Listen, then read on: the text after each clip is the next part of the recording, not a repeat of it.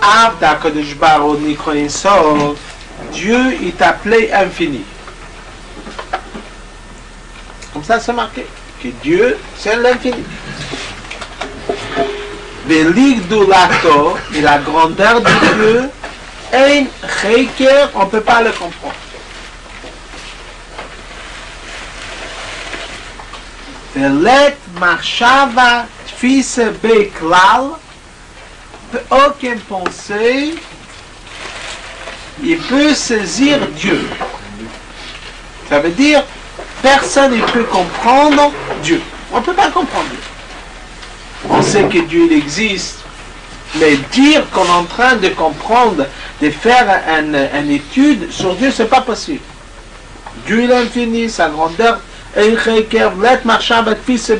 comme ça c'est marqué, tout ça c'est marqué dans le Zohar sur la grandeur de Dieu.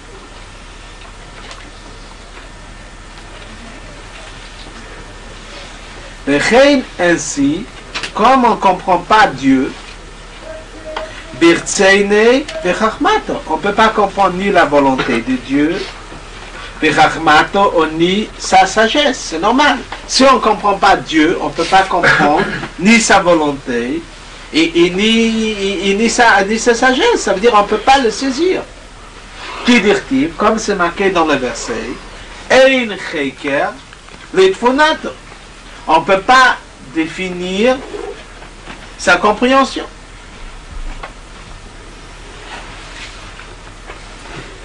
Uktiv, et comme c'est marqué, Acheiker eleka timtsa. Est-ce que si tu vas chercher Dieu, tu vas trouver? Tout ça, c'est des versets pour nous dire que Dieu, c'est au-delà de la compréhension. Ni Dieu, et ni sa pensée, et ni sa volonté, et ni sa sagesse. Uktiv, et comme c'est marqué un autre verset, que les marchevotai, marchevotechem, ni mes pensées, c'est vos pensées. C'est tout. Dieu, c'est au-delà de toute compréhension. Ni on ne peut pas le comprendre, ni on sait qu'est-ce que... C'est tout, c'est au-delà de notre compréhension. Et dans ces cas-là, ça devient une très grande question. Comment on peut comprendre la Torah? On ne peut pas comprendre Dieu, on ne doit pas comprendre la Torah non plus.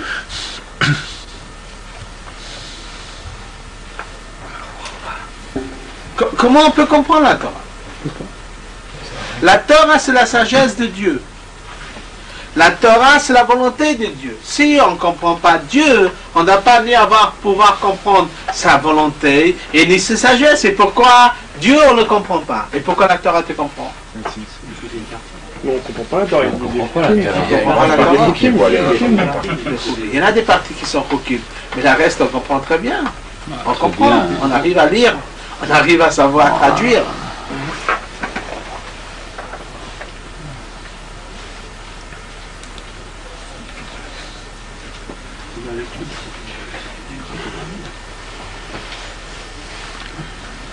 Non, la question elle est très simple. Dieu, on ne peut pas le comprendre. Comment on peut comprendre sa volonté? Comment on peut comprendre sa sagesse? Comme c'est marqué clair, qu'on ne peut pas le comprendre. À travers le Torah.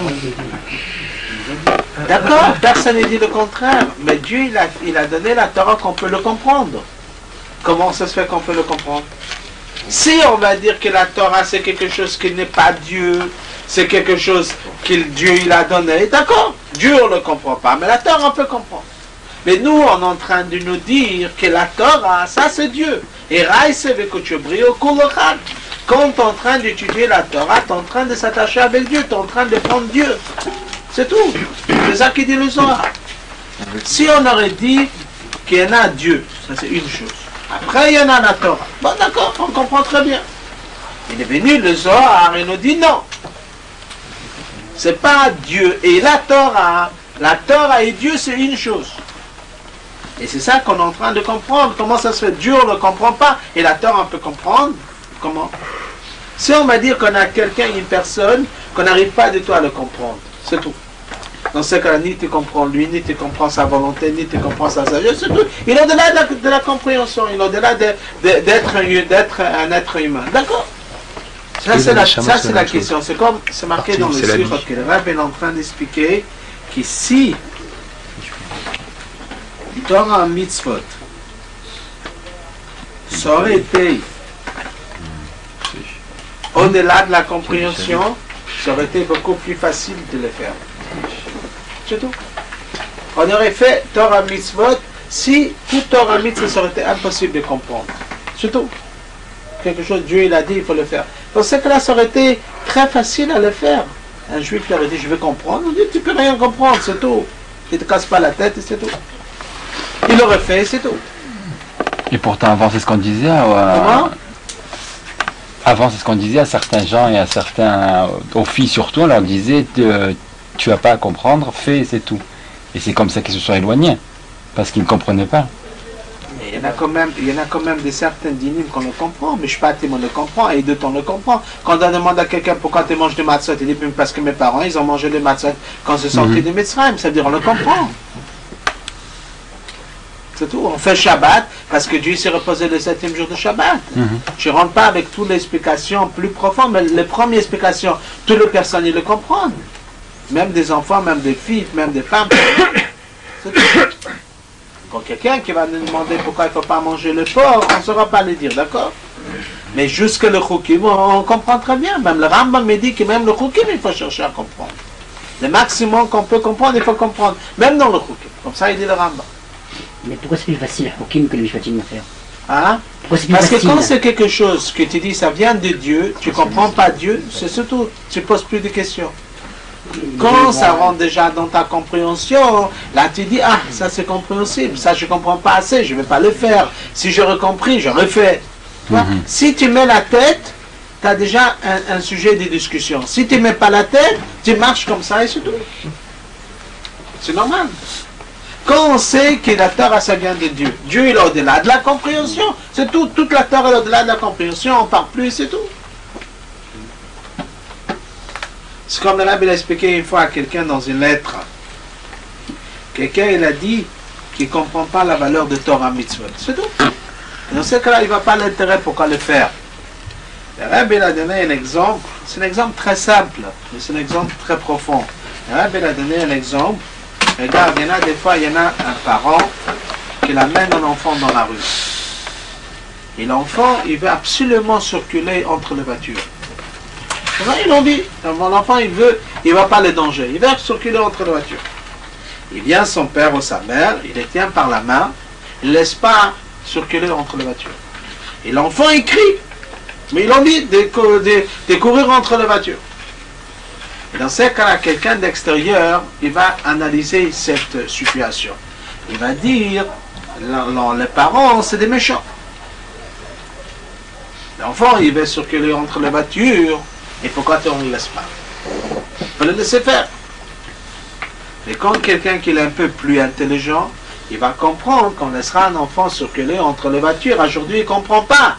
Mais il y en a un danger. Peut-être dans 10 ans, l'enfant aussi sera d'accord avec les parents qu'ils ont bien fait, qu'ils n'ont pas laissé circuler entre les voitures.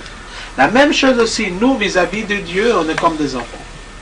C'est tout. On est comme des bébés vis-à-vis de Dieu.